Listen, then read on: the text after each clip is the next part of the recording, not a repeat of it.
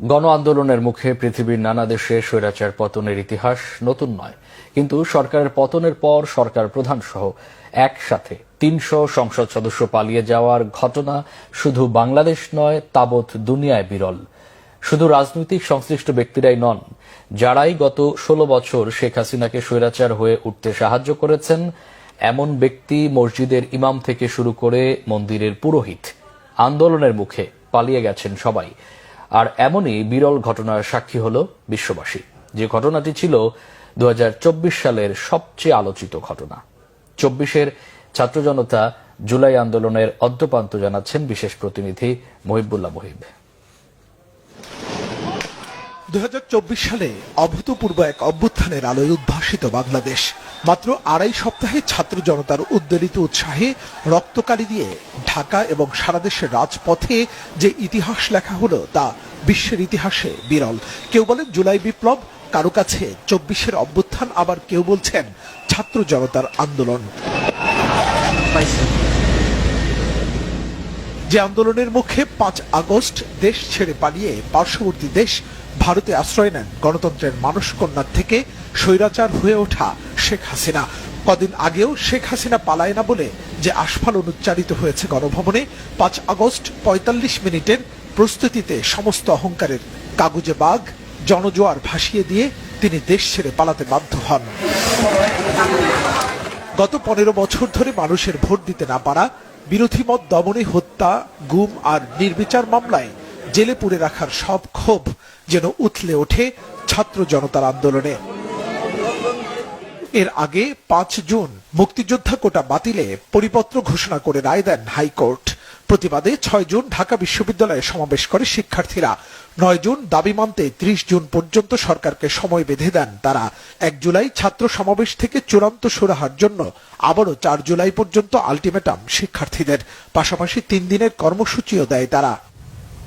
এরপর আওয়ামী লীগ সরকারের একাধিক মন্ত্রীর একগুঁয়েমি, খামখেয়ালিপনা আর শিক্ষার্থীদের তুচ্ছ তাচ্ছিল্য করে দেয়া বক্তব্য আগুনে ঘি ঢালে। ১৪ জুলাই চীন সফর শেষে সংবাদ সম্মেলনে প্রধানমন্ত্রীর রাজাকারের বাচ্চা শীর্ষক বক্তব্য আন্দোলনের গতি তীব্র করে তোলে। তার মানে কি মুক্তিযুদ্ধের সন্তান নাতিপুতিরা কেউ মেধাবী না, যত রাজাকারের বাচ্চারা নাতিপুতি হলো মেধাবী, তাই না? এরপর তুমি কে, আমি কে, রাজাকার রাজাকার, কে বলেছে স্বৈরাচার স্বৈরাচার স্লোগানে উত্তাল হয়ে ওঠে ঢাকা বিশ্ববিদ্যালয়, রাজশাহী বিশ্ববিদ্যালয় এবং বেগম রোকেয়া বিশ্ববিদ্যালয়।